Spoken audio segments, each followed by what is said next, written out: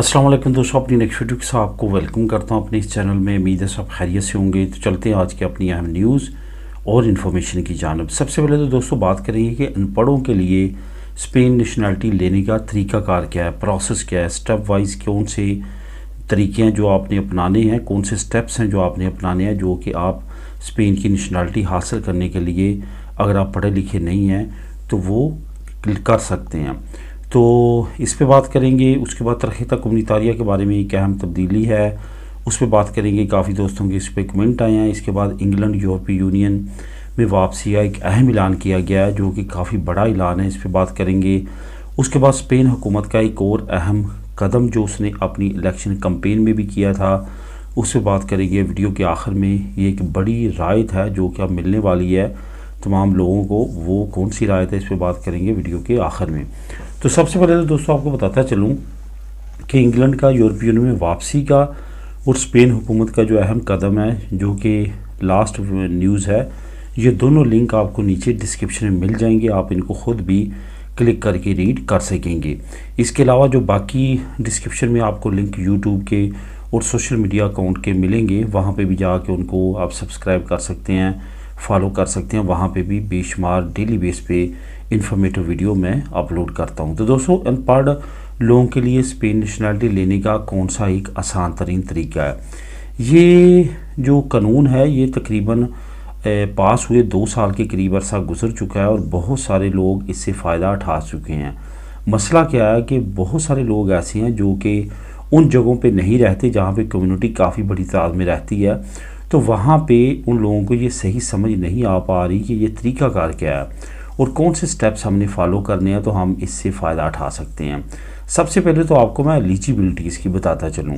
वैसे तो ऐसे लोगों ने भी इसको गेन किया है, इससे फ़ायदा उठाया जो कि असल में अगर देखा जाए तो वो इसके एलिजिबल नहीं थे, यानी कि वो पढ़े लिखे थे लेकिन उन्होंने अपने आप को शो करवाया कि वो अनपढ़ हैं। तो आने वाले वक्त में वो अब के ऐसा काम नहीं कर सकेंगे जिससे वो उनकी स्टडी ज़ाहिर होगी। इस वजह से अब उनको सारी ज़िंदगी एहतियात करनी पड़ेगी अगर वो स्पेन में ही रहते हैं तो यहाँ पे ये बताता चलूँ कि एलिजिबिलिटी तो यह है कि आप बिल्कुल भी पढ़े लिखे ना हों और आपको बिल्कुल भी स्पेशली जो है वो लिखना रीड करना ना आता हो, और अगर आपको ये नहीं आता तो आप एलिजिबल हैं, आपको उस कैटेगरी में रखा जाता है कि आप पढ़े लिखे नहीं हैं। इसके दोस्तों जो स्टेप हैं वो काफ़ी आसान है। इसमें आपको क्या करना होगा कि सबसे पहले तो आपने अपने नतारियों की, जो आपका करीबी तरीन नतारियो है, वहाँ पे जाना होता है और वहाँ पे आपने अपनी स्टेटमेंट लिखनी होती है। जिस तरह हम एक एफिडेविट लिखते हैं, जैसे हम अपनी कंट्री में एक स्टाम्प पेपर लेते हैं, इसी तरह वहाँ पे एक हम स्टाम्प पेपर नतारियो आपके लिए लिखेगा कि मैं पढ़ा लिखा नहीं हूँ और मैं करना चाहता हूँ नेशनलिटी के लिए ये सर्टिफिकेट। तो उसके बाद आपने उस एफिडेविट को लेके साथ एक एप्लीकेशन लिखनी है जिसको माफ़ीनामा भी कहा जा सकता है कि एग्ज़ाम का माफ़ीनामा, वो आपने फिर लिख के जो मिनिस्ट्री दी जुस्टिसिया है वहाँ पे आपने उसको सबमिट करवाना होता है। मिनिस्ट्री दी जुस्टिसिया जो है फिर आपको अथोराइज़ करता है कि आप एग्ज़ाम दे सकते हैं इंस्टीट्यूटो दी सर्वेंटे में अनपढ़ों वाला। उसके बाद वो जब आपको आंसर देते हैं, जो तकरीबन इस वक्त 2 से 3 महीनों में आंसर आ जाता है, और उसके बाद आपने क्या करना होता है कि उसके बाद आपने जो इंस्टीट्यूटो सर्वेंटे हैं उनके साथ रब्ता करना है और वहाँ पे फिर आपने अनपढ़ों वाले एग्ज़ाम को बुक करना है उनकी वेबसाइट पे जाके, और वहाँ पे ये जो डॉक्यूमेंट है आपके मिनिस्ट्री दी जुस्टिसिया वाले वो आपने अपलोड करने हैं और वहाँ पे आपको वो एग्ज़ाम की डेट, टाइम और एवरीथिंग वहाँ पे आपको शो हो जाएगा। यहाँ पे ये बताता चलूँ इस तमाम प्रोसेस में जो है वो आपका कुछ अरसा लग सकता है, और जैसे जैसे ज़्यादा लोगों को इसके बारे में इल्म हो रहा है और ज़्यादा लोग इसमें इन्वॉल्व हो रहे हैं, थोड़ा सा टाइम पीरियड जो है वो ज़्यादा लगना शुरू हो चुका है, लेकिन बहुत बड़ी तादाद में ये लोग ले रहे हैं। यहाँ पे एक और बात बताना बहुत ज़्यादा ज़रूरी है एग्ज़ाम के बारे में, जो कि बहुत कम लोग जानते हैं, और वो शायद ये समझते हैं कि हम अनपढ़ ज़ाहिर करेंगे तो हमें वहाँ पे बड़ा इजीली ये सर्टिफिकेट मिल जाएगा। होगा ये कि आपसे वही क्वेश्चन पूछे जाएंगे जो आपने उनको मार्क करना था, लेकिन वहाँ पे आपसे पूछे जाएंगे वैसे। फॉर एग्ज़ाम्पल वो कहेंगे स्पेन के इलेक्शन कितने साल के बाद होते हैं, वहाँ पे उन्होंने आपको बोल के बताने हैं ऑप्शन, 3 ऑप्शन जो एग्ज़ाम में आपके सामने होते हैं, आपने टिक करने होते हैं वहाँ पे वो आपसे पूछेंगे कि 4 साल बाद, 5 साल बाद या 6 साल बाद। तो ये आपको पता होना चाहिए कि स्पेन के जनरल इलेक्शन कितने साल के बाद होते हैं। 4 साल के बाद जनरल इलेक्शन होते हैं।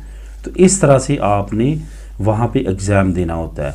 ऐसा नहीं है कि वहाँ पे बहुत एक अलहदा वे है या वो आपको बिल्कुल भी कुछ नहीं पूछेंगे और बहुत आसानी के साथ वो सिर्फ़ और सिर्फ आपकी लिसनिंग पार, यानी कि आपकी सुनने की, समात की, अंडरस्टैंड करने की स्पेनिश क्या है और उसके बाद उसको रिएक्ट करने की, यानी कि जवाब देने की क्या है, इस सूरत में वो आपको जान जाएंगे कि आपका स्पेनिश लेवल कहाँ तक है।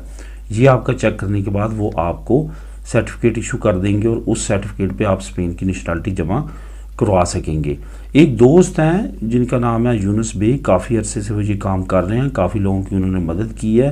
वो स्कूल भी चला रहे हैं, दिलिया दोस्त का भी एग्ज़ाम ले रहे हैं और ये भी तमाम प्रोसेस करके दे रहे हैं।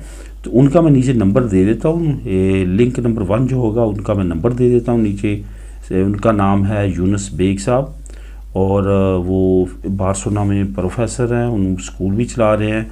उनको आप टेलीफोन करके लाजमी तौर पे मेरा रेफरेंस दीजिएगा, वो आपसे सही तौर पे डील करेंगे। तो वहाँ से आप इंफॉर्मेशन भी ले सकते हैं, अगर उनके ज़रिए काम करवाना चाहें तो काम भी करवा सकते हैं। इसके बाद दोस्तों बात करते हैं तरखेता कम्युनितारिया का। तरखेता कम्युनितारिया जो है इसमें कुछ अहम तब्दीली की गई है। तरखेता कम्युनितारिया आपको मालूम है कि नॉर्मल तरखेता जो लार्गो दुरासियन है उससे डिफरेंट होता है। उसमें और इसमें ये फ़र्क होता है कि ये आपको रिलेशन बेस पे मिलता है और वो जो है वो आपको एक प्रोसेस फॉलो करते हुए आप आए होते हैं, तब आपको लार्गा दुरासियन मिलता है। तो अब तरखेता कम्युनितारिया ये है कि तरखेता कम्युनितारिया को चेंज यानी कि ख़त्म किया जा रहा है और तरखेता कम्युनितारिया ख़त्म करने के बाद नॉर्मल जो कार्ड है वही अब तमाम लोगों को इशू किया जाएगा। ये तरखेता जो नॉर्मल इशू किया जाएगा इसमें राइट आपको तरखेता कम्युनितारिया वाले ही मिलेंगे। ये नहीं है कि उसमें आपको राइट जो हैं वो भी सेम वही वाले मिलेंगे, ऐसा नहीं है।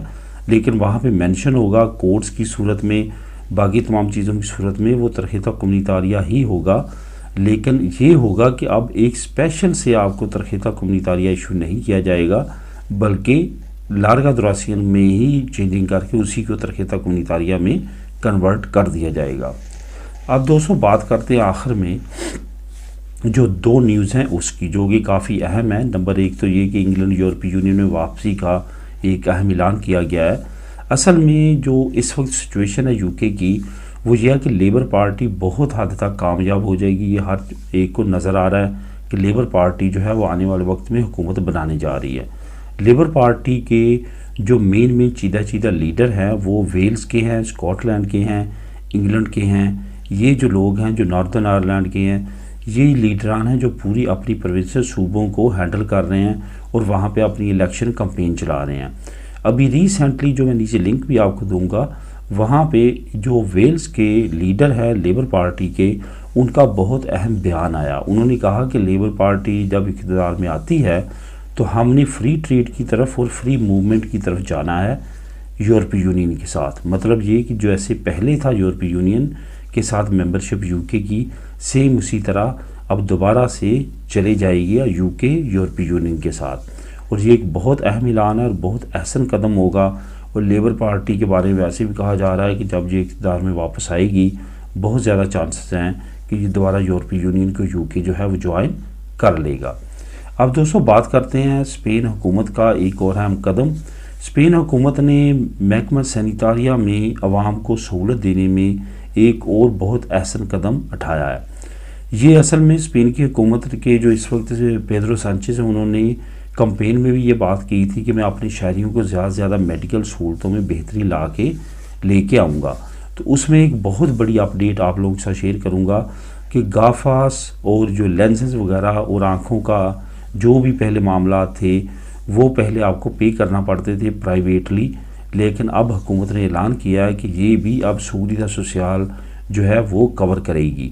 यानी कि अगर आपको ऐनक लगी हुई है, रिकमेंड करता है डॉक्टर, तो आपको जिस तरह फार्मेसी में जाते थे डॉक्टर की रसीद के साथ और अपने मेडिकल कार्ड के साथ सूरीदा सोशल डायरेक्ट उनको पे कर देता था, अब इसी तरह जो ऐनक शॉप्स हैं वहाँ पे आप जाएंगे लेंसेज लगवाने के लिए या इस तरह किसी और जगह पे, तो वहाँ पे आपका वही कार्ड और वही स्लिप सूरीदा सोशल के तौर पे चलेगी और वहाँ पे आपको फ्री ऐनक या लेंसेज मिलेंगे। बहुत अच्छी अपडेट है। इसका लिंक भी आपको नीचे डिस्क्रिप्शन में मैं दे देता हूँ, वहाँ पे आप क्लिक करके इसको ख़ुद भी रीड कर सकेंगे। मिलेंगे नेक्स्ट वीडियो में नई अपडेट्स के साथ। अल्लाह हाफिज़।